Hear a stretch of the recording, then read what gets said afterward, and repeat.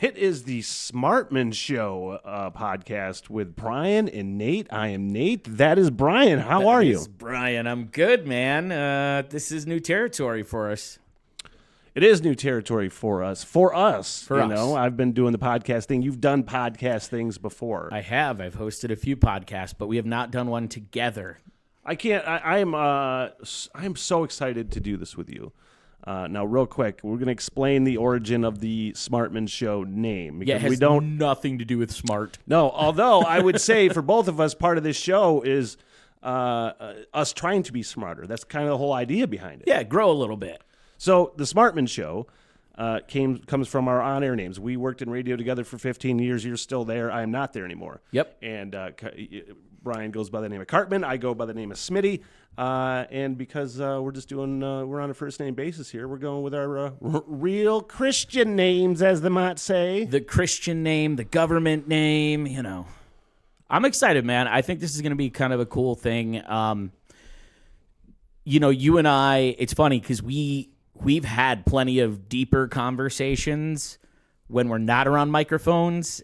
So I think it's going to be kind of unique for us to put a microphone in front of our mouths and still try to be as real as possible with each other and as open as possible about whatever subjects we're talking about that day.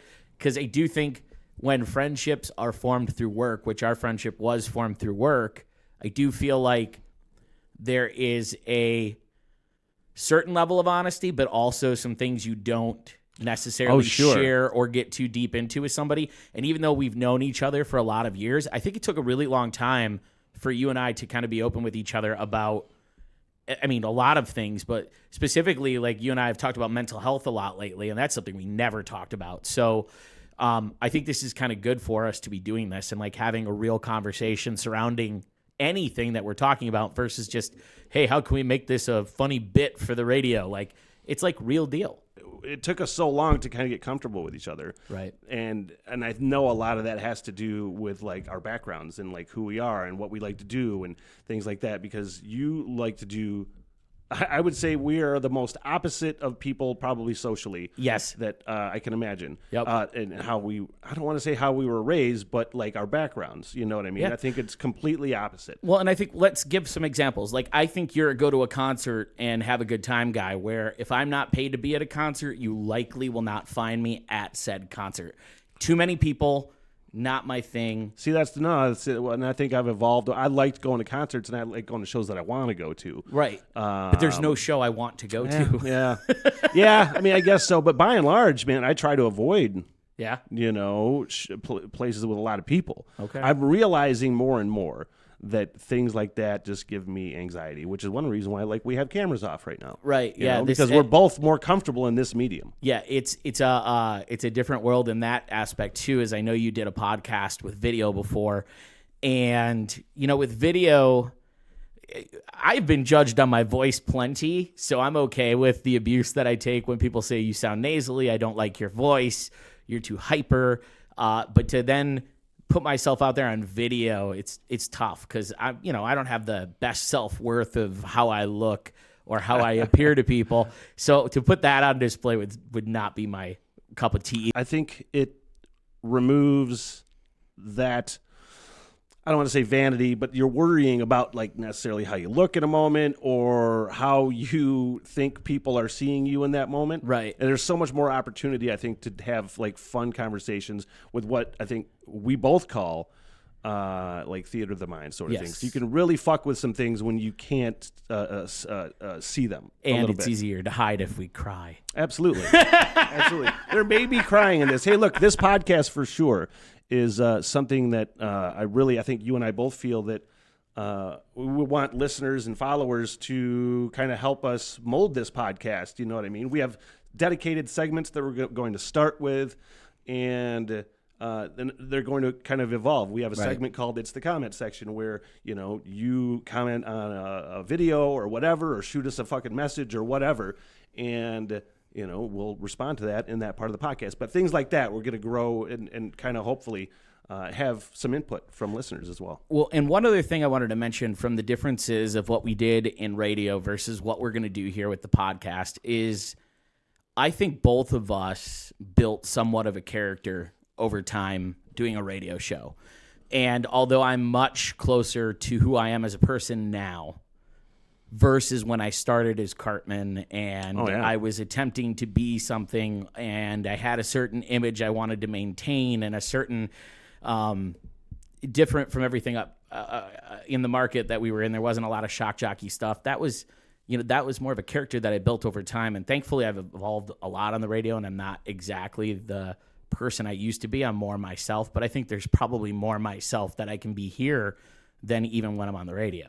It's easier to do.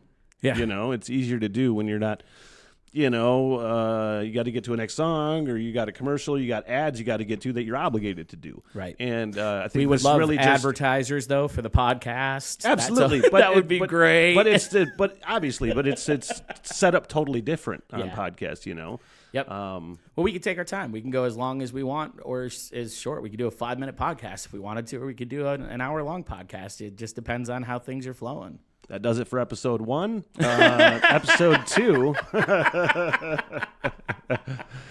So let's get this first segment out of the way. Yeah. Now, it's not something I want to get out of the way, but I mean, we've had these things prepped out, these first couple episodes, for I want to say a couple months now. So we've had them planned. We've got delayed a little bit, but Dave Grohl is the first topic here. Yeah. So we're a little late to the game on that, but it's still something that it's weird because I feel like I was, first of all, when I was on the radio, I was known as the Foo Fighters guy. I did a weekly Foo Fighters segment.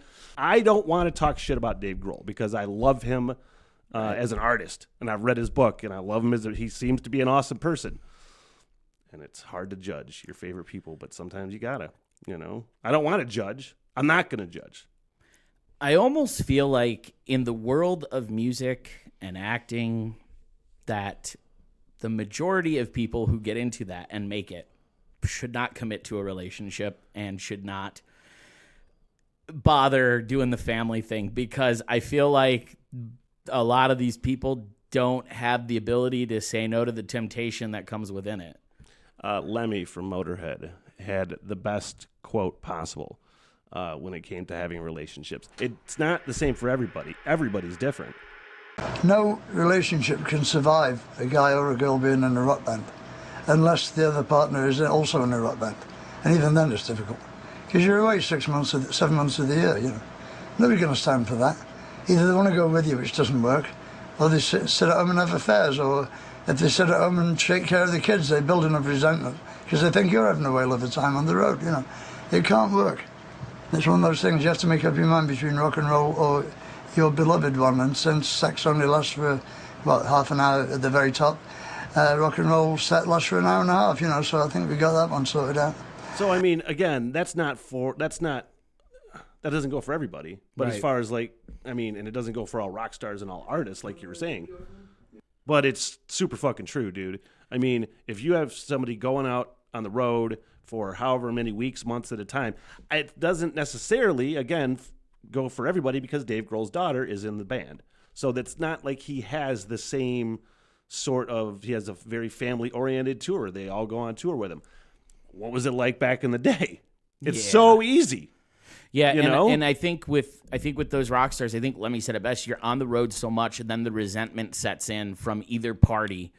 That's the resentment thing, and it just and Dave's in that situation now. He's allegedly got the baby on the way, or is that's not even alleged anymore, right? No, it's I think that the baby's already born. Yeah, and he's done touring for right now. They're on an indefinite hiatus.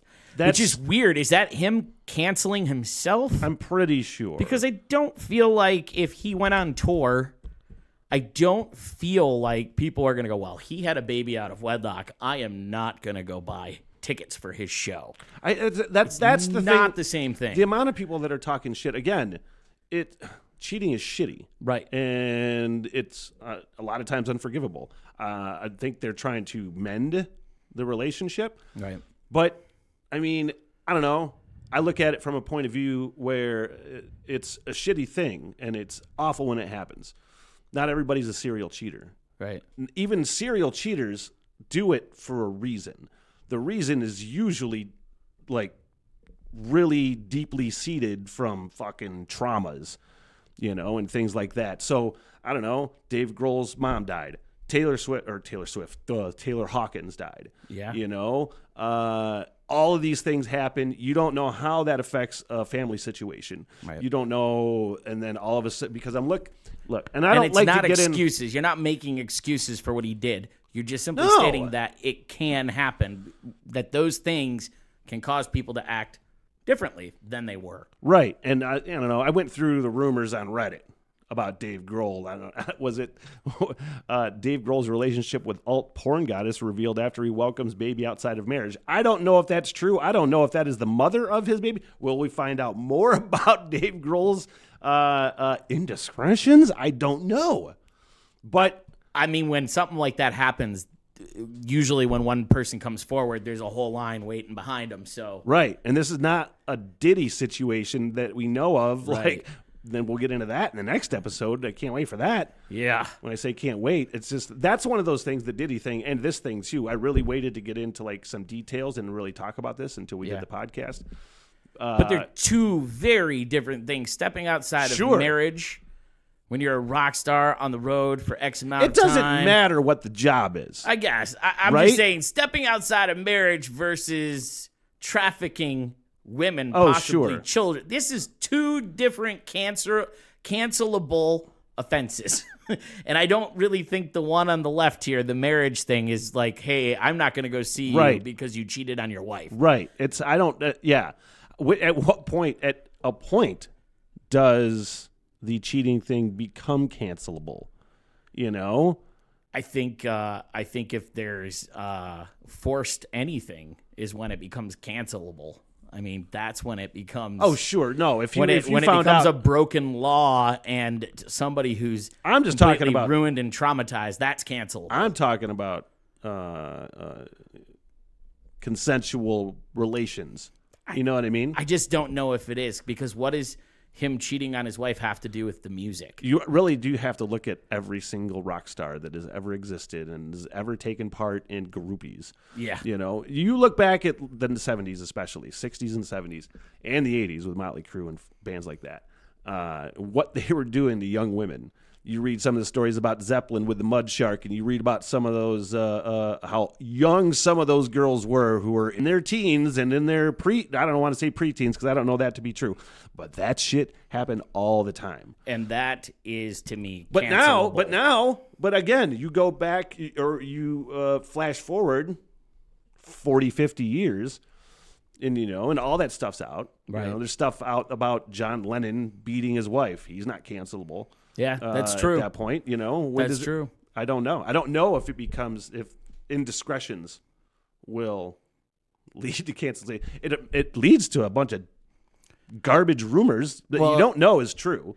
And it leads to a lot of unhappy people, because now Dave, his wife, his children, they are all suffering through the rumors. They are suffering through the truths that are coming out. It's a lot for his family. That's who I think got the raw end of this deal, is the family. Like, Dave is a public figure. He is going to have to take what comes his way no matter what, whether it's a real thing or a rumor. When you're a public figure, you just have to roll with what's said. But then when your family is kind of dragged into it and thrown out to the wolves, that's when it sucks. Here's another one. Dave Grohl accused wife Jordan Bloom of having a flirty relationship with her hot tennis coach to detract from his own infidelity before she found out. See, and that's not a good move. If he really did, that's not a good move. But again, I'm going to use the Johnny Depp and Amber Heard divorce as an example. Everybody wants to weigh in on an opinion, It's horrible if you're gaslighting your spouse. Right. You know what I mean? It's absolute garbage behavior. But what led to that, first of all? But the Johnny Depp Amber Heard divorce, everybody puts in their own 2 cents. Everybody's picking a side, Yeah. And it seemed very clear to me, as someone who had no ball in each game, that they were both engaging in awful behavior. Yeah. It seemed like sometimes you just get two people together and they call it toxic for a reason. They could be two awesome people and you put them in the same room together for very long. yeah, they're attracted to each other physically, and it's awesome for a minute, and then all of a sudden, there was no winner in that situation. Just like I don't think there is a winner in this situation. Too many people are hurt by what happened, and Dave's going to take it on the chin for a while. Yeah, man, it bums me out so much again because I read his books. And it's so stupid. Clearly, I don't know Dave Grohl. That's something a stalker says. But you don't know. You don't know anybody who's in the public eye. There are so many people who people look up to, and then you find out that they're not good people. Bill Cosby. We'll save Bill Cosby for the P Diddy show. Yeah, Diddy show next episode. It's a whole situation, man, and it's not even always sex related or anything like that. A lot of times, you just find out that somebody you looked up to is just a terrible person in general. They treat waiters and waitresses like they're the gum on the bottom of their shoe. All of that. It's that celebrity worship, I guess, that happens and takes place amongst people who you're a fan of, and then you find out they're not a good person, and it sucks. It stings. And again, I'm not one of those people that I'm not one of those people that's going to call Dave Grohl a bad person because he cheated on his wife. Right. I would not think that.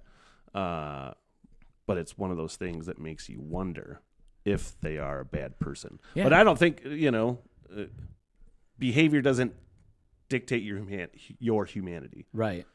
Just because you have garbage behavior doesn't mean you're a terrible person. Right. You got to separate those two things. But yeah, the situation comes down to and again, it's just an opinion. The situation comes down to the people that are most going to be affected by this are his family. Yeah. In the end, he's still Dave Grohl. He's still in one of the biggest rock bands in the world, but now his family has been just put through the ringer because of choices he made. Yeah. And my take from it is just don't throw stones. Yeah. Because it's just, you never know when you're going to be in the same situation. I mean, that's real. You never know. You never know how it's going to go. Anyway, I think that's the natural end of that bit. I mean, I'm surprised you were so open about Dave Grohl. That's your boy. All right, let's move on to this question. And it's a segment called Make It Make Sense. And it's to basically, I think, not necessarily find something about the other, but just a question that we have about the outside world. Maybe. Like a rant segment in a way. And occasionally we'll fall into it. Yeah. Like today. Let's fall right into this because we're both pet owners. Yes. I have a cat. Yep. You have a dog. Just one dog right now, yes. right? Yep. Yeah. You bring your dog everywhere. Do you bring your dog everywhere? Most of the time, if we go out and go somewhere and we can bring her, we bring her. Other than that, we leave her at the house. I had her at work all the last couple of weeks because my wife was off in Germany. So, yeah. I had a little co-host hanging out with me. Which is nice. I'm an animal guy. You're an animal guy. But the question is, why do people treat their animals like humans? I can get it to a point because, again, I have a cat. I'm a single person. I live alone. And I come home and I'm like, what up, buddy? And we have conversations. He doesn't say anything. But I wake up. Hey, what's up? You want a treat? I talk to my cat. Does your cat have a voice? Yeah. In your head? Like, yes. What's your cat sound like? He'd be like, hey, man, yeah, I'd like some of those treats. He's like, do you got some more of that chicken from last night from that salad? Yeah, man. Yeah, man. I love it, though. Yep, that's his voice. But it's like, why? I really try to get it, because at some point, it goes too far. When you get into the realm of people bringing whatever animal on a flight, like a peacock, which has happened. I can't remember what I saw recently. Somebody had their cat on there without because I wouldn't bring my cat on a flight. Yeah. Without a carrier. Because cats have no idea what the hell's going on when they get in a plane and when their ears pop and all that. Neither do dogs or peacocks. Yeah. They're in a plane flying through. They are probably so freaked out that they are flying through the air. Mm-hmm.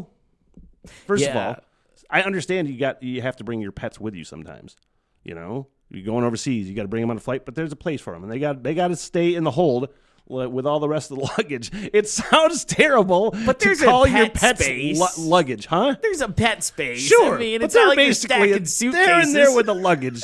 I'm talking about people. I'm talking about people that have to feel the need to bring them into every restaurant, into every place with like. They call them service dogs, but there's no way. Occasionally there's an actual service dog with a vest and everything that has been trained, but like these little chihuahuas that people bring in or whatnot get bent. There's no way. So the problem is the government has not actually. I'm serious. Hot They take haven't- conspiracy they haven't- theory, episode 1, the government. But I'm not trying to be that guy. But there's no legitimate. There's no legitimate certification. I could go online right now and buy certification for my pet, calling it a therapy pet, and wherever I go, they have to take my word for it. So there's no official documentation that. I guess maybe I'm speaking out of term. I don't know for sure. This is what I hear. There's no official documentation totally a conspiracy that theory. is regulated to your pet. Like, and you can get away with it. You can buy this crap online.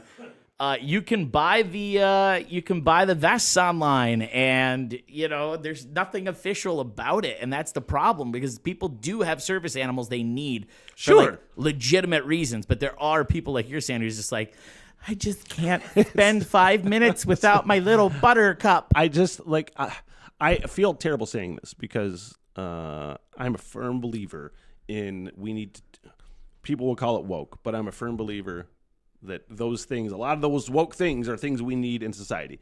But I will use that as an example of too woke. You know what I mean? I'll use that as an Smitty example. draws the line at animals. That's where I draw the line. Not animals. You make it sound like I hate just that animals. Your animals being able to go wherever they want. When I worked That's at- like the line. I was Could you- bartending at Right Brain, and you'd have patio duty, so you'd have to be the one on the patio. Oh, no. People have their dogs out there, and it's outside, so it's not as big a deal, I guess. But like, I don't know, man. I'm wearing shorts. First of all, I don't like dogs growling at me when I'm doing my job, which happens on occasion. 2, I don't like dogs licking me. That is one thing that I can't stand. The very soul of me, I don't like being licked by dogs. It is so gross. And my legs are sweating, and the dogs are licking my legs, and I'm like, ugh. And nobody does anything. Nobody does anything. This went a completely different direction. I thought you were saying you were going to have to be cleaning up after the dogs out on the patio. Like, people were that rude. Oh, no, I haven't had that yet. Because that's where I thought you were rolling with it. I mean, getting licked is not my favorite thing either when it comes to my dog. But I will say this. Like, my dog has a closet of clothes. My wife buys clothes. That's different, kind of. Dresses her up. Like, my dog was in a Hutchinson jersey yesterday. I saw that. It was kind of rad. And I can't blame my wife for everything because I bought my dog a Halloween costume. She's going to be a werewolf this year. I mean, that's not like that's cute and fun. I look at that a lot of times and I chuckle or something, and then people suggest to me that to get a costume for Lemmy, who's a black cat, and like the witches or whatever, and I'm I'm not putting him through that. You just need What's the that bib. word I'm looking for? No, The bib with the bow tie. no, I don't want to make him lose dignity. He's a cat, dude. He doesn't know. Yeah, he's gonna have thinking something about the chicken in your salad. He doesn't care. Put a costume on him. He's the one being that I don't want to be judged by. He's a cat, dude. He's judging you every time you walk around the house without your clothing on or whatever. He's judging you. What are some other fun ways that people? What are some other not fun ways? What are some other weird ways that animals or people treat their animals like humans? I mean, they push them around with strollers, dude. Like they're a baby in a stroller sometimes. And I always think that's a bit much. I understand if the dog has physical issues and they want to take the dog for a walk so it can get the sniffies in. There's get that. Exceptions, you know? But if you're just like putting your dog in a stroller because you're like, it's a stroller and my dog's adorable and deserves it, that to me is that's where it gets weird. How is that more weird or less weird than putting costumes on your animals? because I don't do it. I'm trying not to get judged. Yeah, Now that you say that, that is a little weird to think that if you have neighbors or something and they know you live alone, yeah. and they hear you like, Oh, dude, talking to your animal. the neighbors right here, right on the other side of this wall, Yeah. That were here, the prior tenants, not the ones that are in there now. I saw them out in the hallway or something once, and they were like, "Oh, is it you and your kid?" I was like, "Nope, just my cat." Nope, just my cat. Because I call him kid. I call him kid. I'm like, "What up, kid?" Did you feel the heat hit your face and the redness hit your face with embarrassment, or were you just like, whatever? No, that's whatever. My cat. That's my homie. I love it when people ask me, "Do I have kids?" I'm like, "No, I have a cat." You know? Yeah. I like to shove it in people's face to see if there's going to be, because I'm fairly combative sometimes, you know what I mean? If they want to be judgy enough to fight over Yeah, it. are you going to talk shit about a guy? Like, the grown man with a cat thing is the dumbest argument I can possibly imagine. Any dude who thinks another dude is less of a man because he has a cat are probably stupid. But there's people that think that shit. I think they're insecure with themselves. If you're putting somebody down for having a cat. 100% insecure. 100% insecure and stupid, because there's all sorts of evidence to the contrary. You know what I mean? True that. Yeah, I would never judge. I think it's awesome that, like you and some other friends have rescued cats and brought them into your home and into your life. I think it's a great thing. I'm allergic, so I can't have a cat. Like, even right now, I'm itching all over because I'm in your house. I forget that. But I'm allergic to cats, so I can't have one. Otherwise, I probably would. I like cats. When you get your home studio set up, you're going to be doing this Zoom mostly from from your homes. You don't have to necessarily worry about that. I forget, though, that you're allergic to cats. Yeah, your little cat's making me all itchy. I'm sorry. Not even in the same room with the damn thing, and I'm over here scratching like crazy. He's sorry, too. Here's the one thing I will say. 9 times out of 10, if I have to push a stranger out of the way of a bus or my dog, I am choosing my dog. Oh, sure. They're a stranger. You'll give a shit about them. So I will always generally pick my dog for most things, and I don't know if that makes me a bad person or that I'm overly, into animal rescue or just loving my pet specifically. I will almost always choose my dog. Of course. In most cases, humans are smart enough to not put themselves in a stupid situation like getting hit by a bus. Dogs are not necessarily the smartest. I had this horrific thing happen to me in my head, probably, I don't know, earlier this summer, where I went to work and I had to watch a training video. Like, every once in a while, you got to watch training videos, safety videos, all this thing. Work at a casino. And this particular training video was about fire prevention, and it was about leaving candles, turning candles off. And I'm watching this thing, and I go, "Oh my God, I don't think I'd put my candle out at home." And I was just like, it's just the suggestion of this video that is telling me this. And I'm like, oh my God. And I was just messing with me. Finally got done with the video, and I just go to my boss, and I'm like, I got to go home. Make sure I got to go home. Yeah. And I make sure, and I have a 30-minute commute, and I had 30 minutes, and I was totally certain that I was going to drive into downtown Mansalona, and there was going to be a bunch of smoke, and I'd burned the whole town down, and I was mostly concerned about my cat. Yeah, as you should be. Now, hold on, though. I was just imagining I burned half of Mansalona down, but I killed my cat in the process. Real good moral of the story is that I didn't leave the candle burning. Which is good, but I was still trying to guilt you.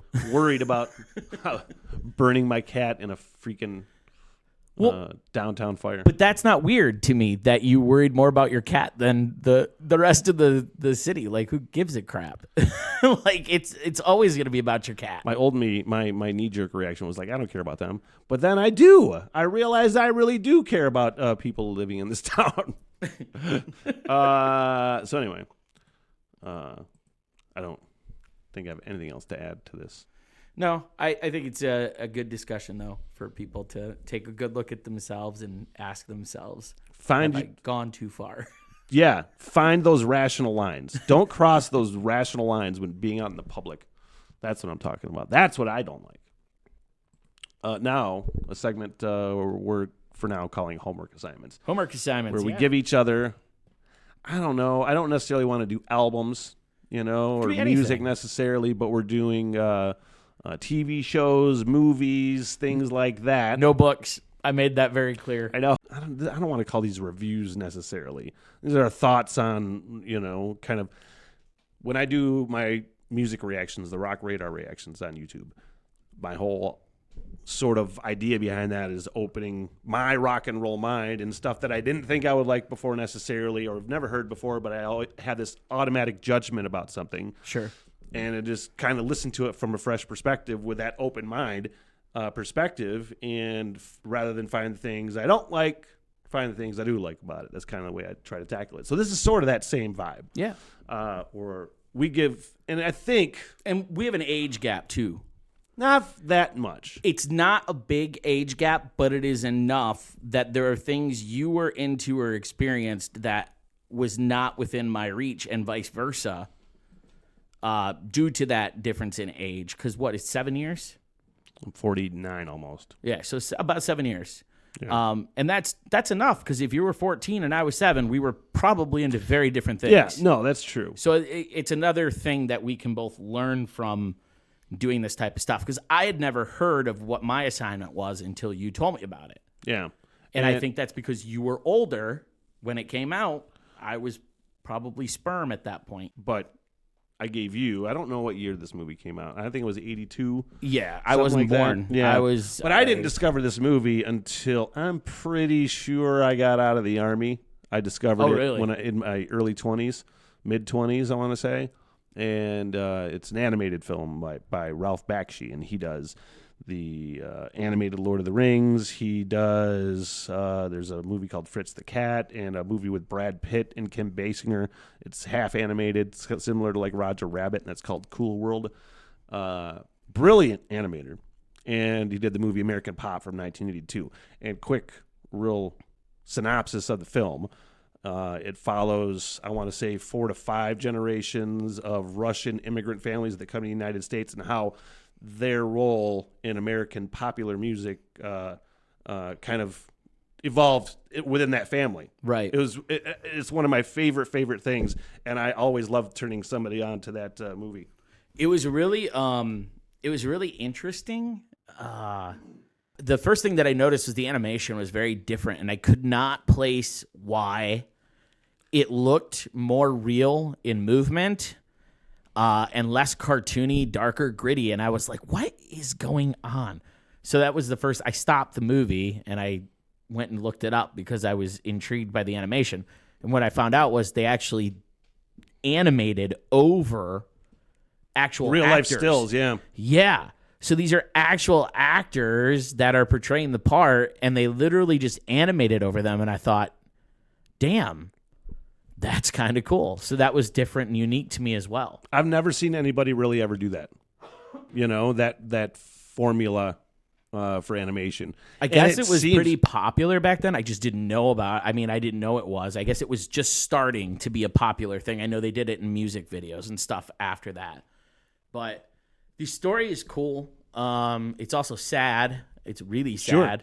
Sure. By the time you get to, gosh, I can't even think of his name now. Who's the main kid that starts out as a little kid and? Oh, little, damn it. Why is that? I can't, I'm brain farting on it. But by the time you get to his story, there's already so much bad that's happened and sad that's happened throughout the movie. It's depressing, dude. It's still cool, but there's like this depressing kind of background to everything. And there's always something sad happening within the movie. Little Tony. Yeah. Oh, yeah. So, it's sad.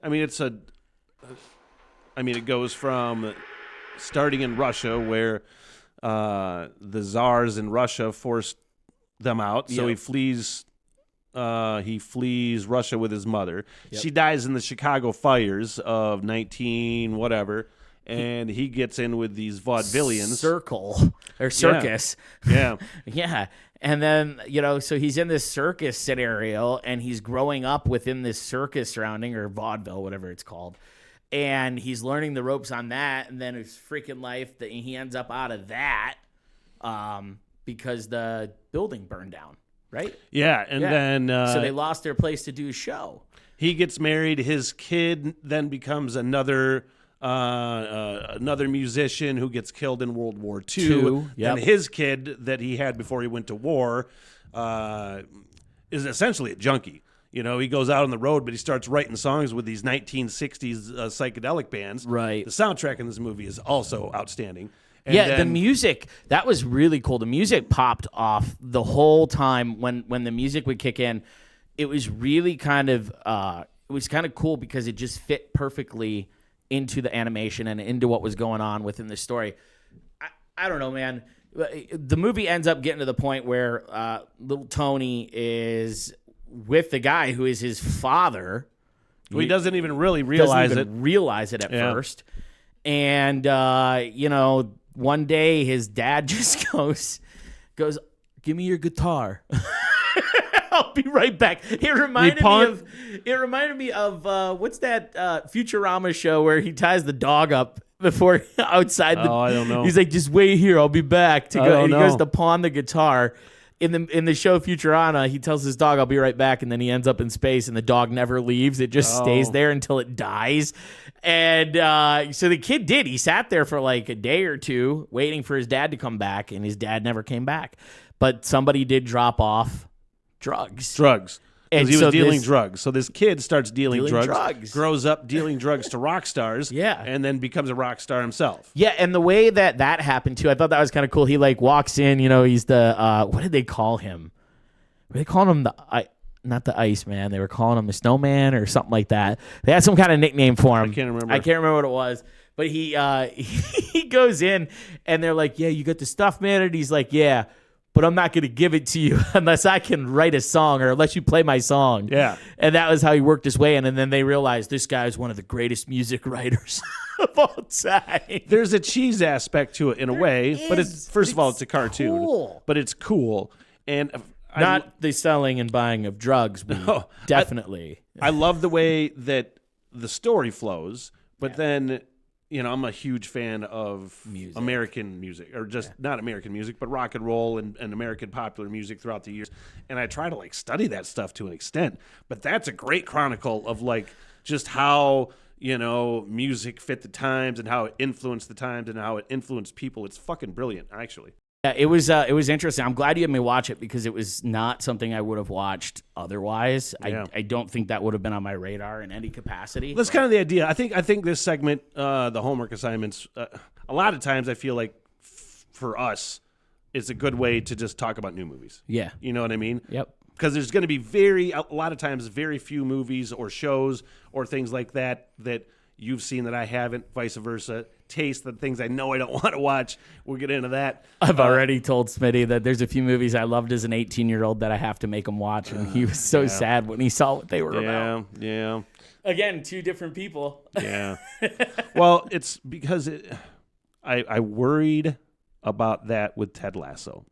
You did. I didn't worry about it. You have a lot of shows. When I told you The Walking Dead was phenomenal, you weren't too sure. I don't trust your opinion. That's what I was going to get to. I don't trust your opinion because most of the things you watch, I think, are garbage. One, that you say you watch. Hurtful. I'm sorry. Two, I have been right.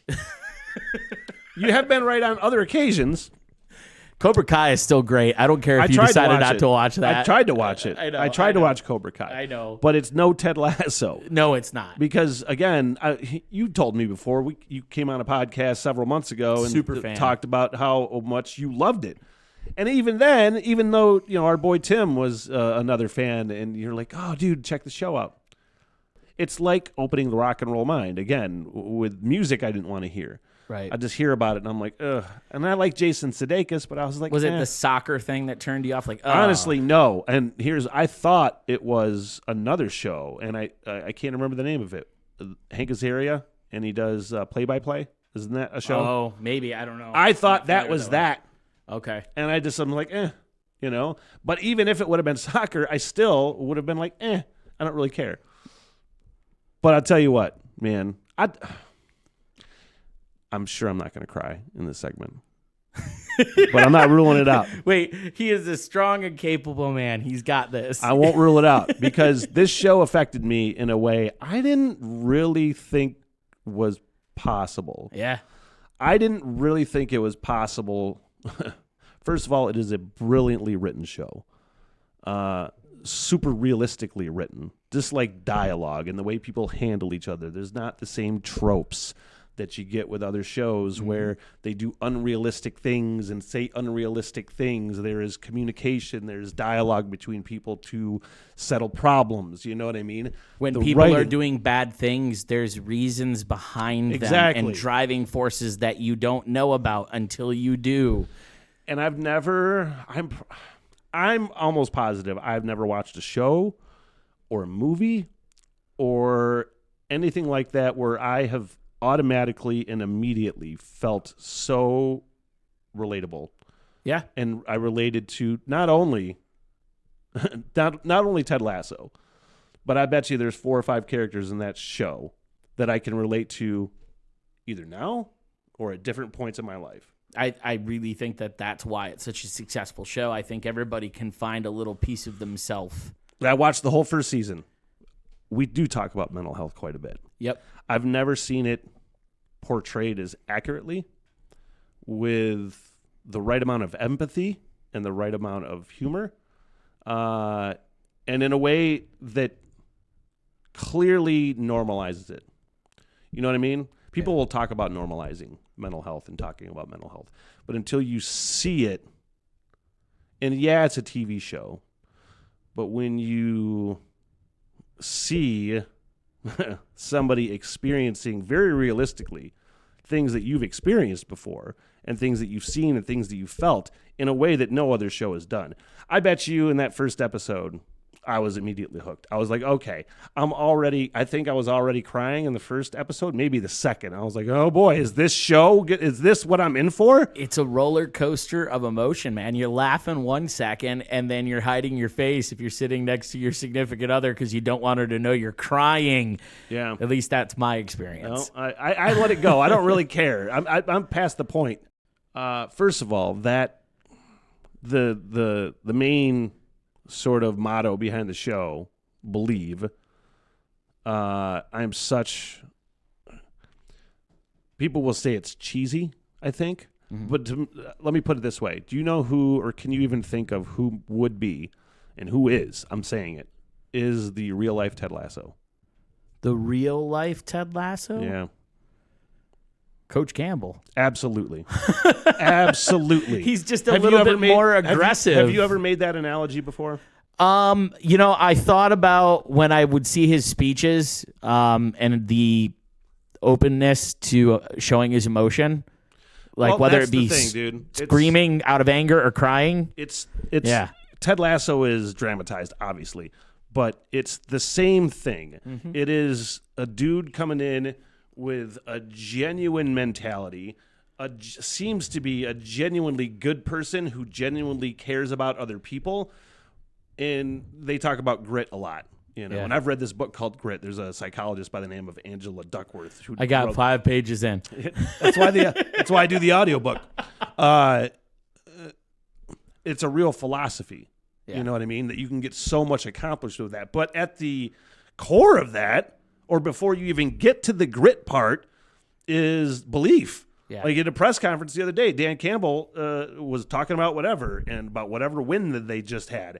And there was some line in the press conference where he just emphasized the word belief. You can accomplish so much with that, with believing in yourself. And there's so many people that will take a shit on that idea because, there's people that talk about Dan Campbell when he was talking about the kneecaps. We're not making this a football segment. But I was one of them. I didn't buy into it, dude. Sure, there's a lot of people. BS when he did it. I'm like, oh, great. Because in my mind, it was another coach that was all talk. We had too many of them at that point. So I got nervous, but when I watched, what changed my opinion was watching Hard Knocks. And the correlation you're making to Ted Lasso makes a lot of sense if you've seen the Hard Knocks with Campbell, because he wants the team to be successful. He wants them to win. He wants them to play harder than anyone else, but he also wants them to be the best versions of themselves. Right. And if you watch Ted Lasso, again, I'm through season 1, where they essentially, if nobody knows, he goes to Britain to be a soccer coach, knowing nothing about soccer. He was like a Division II or a football coach or some shit like that. And they're like, let's hire this weird optimistic guy. The owner wants to tank the team to get back at her husband or her ex-husband. Right. Yeah. And nobody thought he was going to do it. And one of the best scenes in there, I did cry on it because I just couldn't help it, was the dart scene. Where he's like, you know what? And this is the thing I can relate to, and just how I can relate to everybody in the show. I relate to Ted Lasso more than any, because I try to be that guy. Yeah. You know what I mean? I try to be that guy that believes in yourself, first of all, and then believes in other people.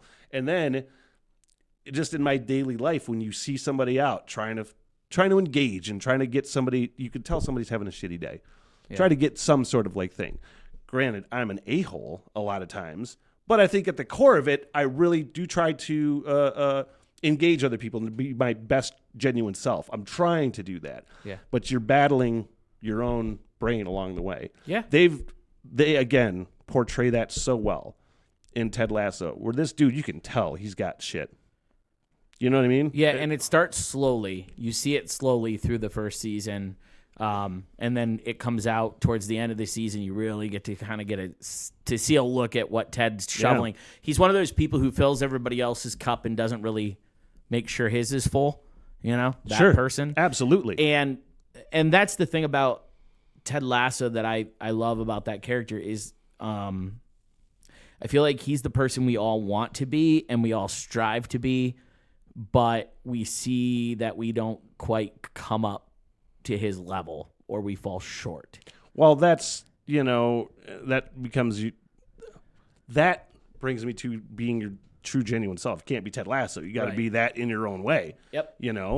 Again, I battle with it. If you're having a shitty day, you don't always feel like engaging somebody. Or if somebody does say something to you and you don't respond with something halfway cheery or something, you feel like an a-hole, but maybe you're not just jiving with it that day. Yeah. But I relate to that so much with Ted Lasso.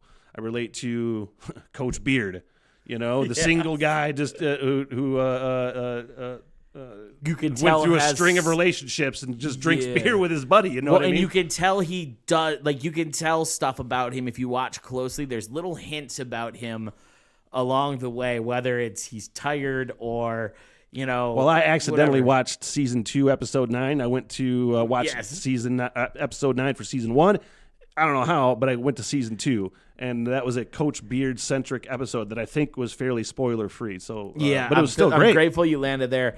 I gotta say, and I know this is probably going too long with the Ted Lasso thing. What I love is it shows that everything is a gray area. Okay, people are not inherently good and they're not inherently bad. You have a little bit of both, and it's about finding the way to kind of push down the bad and bring out more of the good side of you. The characters are. I don't want to ruin anything for anybody who hasn't seen it, but I will say, at the end of every season, they zoom in on the character who changed the most that season. I didn't notice that. Yeah. So they zoomed in. At the end of every season? At the end of every season. The last shot is the person who changed the most from start to finish. Man, it was only a 3-season run, right? 3 seasons, and then they just announced 4, which makes me nervous. Oh, really? It makes me nervous because it's such a beautifully done show. I'm afraid of where we go. Well, I was going to say, I love shows that keep it short in the seasons. You know what I mean? All the best shows usually have 3 to 5 seasons, and that's really it. Yeah. Yeah. You're gonna want more after you watch season 2 and 3, because I do want more, but I just hope it's in the same quality and the same realm. But I'll tell you what, they had the most brilliant scene. I did want to also say that I related to Coach Nate, ironically enough. Yeah. When I was a younger kid, I was that dude who got picked on and he didn't say shit, and you had things in your head, but you didn't know how to access them without getting ridiculed or anything like that. Yep. You know what I mean? I didn't know how to get that stuff out. It took me a long time through the Army and other things that I was able to comfortably talk to people. Now I'm like, I can be my own genuine self, like Ted Lasso tries to be. You know what I mean? You don't have to dance around it. You're able to get to where you need to be quicker. But it's fucking brilliant, man. I honestly, I don't think from one season, I don't know that there is another show that I love as much as Ted Lasso. I just want to point out too, I was listening. I was trying to look up the quotes. There were so many great quotes from the barbecue sauce scene that you referenced. I just wanted the barbecue sauce scene. Which one was that? There's so many great, nice, the dart genuinely scene moments that ends the dart scene where he hits and he's like barbecue sauce. Like, that's dude, when he's like, people have underestimated me my whole life. I was like already in tears at that. Yeah, it was just the way he gets up there. Jason Sudeikis is brilliant in the show. Yup. You know, Rupert, guys have underestimated me my entire life. And for years, I never understood why. It used to really bother me.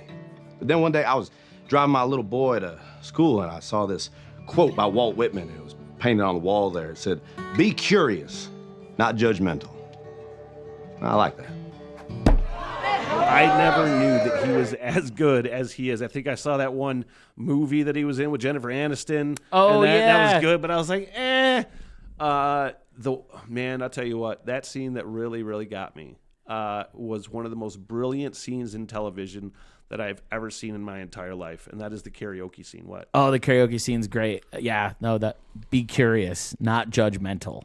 That was what he told. Yeah, be curious. That's what he did before he threw the dart. He said, "Be curious, not judgmental." Yeah, and I was so glad that it didn't. I was so glad that it didn't turn into an overly cheery movie, because I thought, or show, because that's what I thought it was going to be, just overly cheery. Oh yeah, it gets dark. It gets dark, but that's life, right? It does. That's life. Yeah. I think just moments in that show. I don't really want to talk about all the moments. I could sit here and think and talk about all of them. We could do an entire podcast. We really could. Episode for episode and go on for an hour on each episode, because there's so many intricate lines, subtle scenes, little things that they work in, little jokes that they crack. You know, one of my favorite jokes from the first couple of episodes is they were talking about whether you should be a panda or a lion. One of the girls is a model, and they're like, "Do you want to be a panda or a lion? What should I be, Ted?" And Ted's like, "Oh, I don't know. Panda seems like a really fun thing to be." And then the boss comes out, and she's kind of got like this like bitchy facade, and she's like, "A lion. You're always a lion. You take the lion. What's black and red and all, or black and white and red all over? A panda after a lion eats it."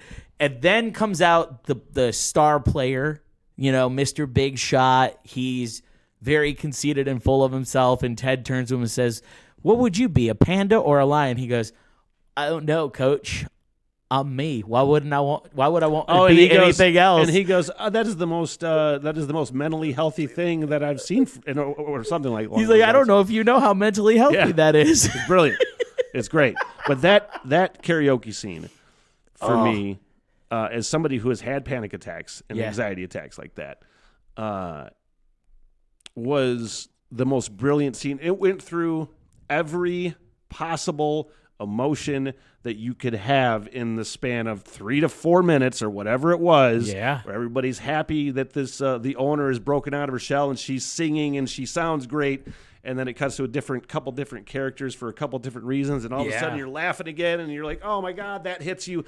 And then Ted Lasso loses it and he goes outside, and then all of a sudden is Rebecca, the owner, there comforting him while she's still trying to fuck the team over. Right. And it's just a genuine, honestly, real moment. Yeah. That, I mean, not enough TV really does like that, you know, and they do it so effectively and so believable.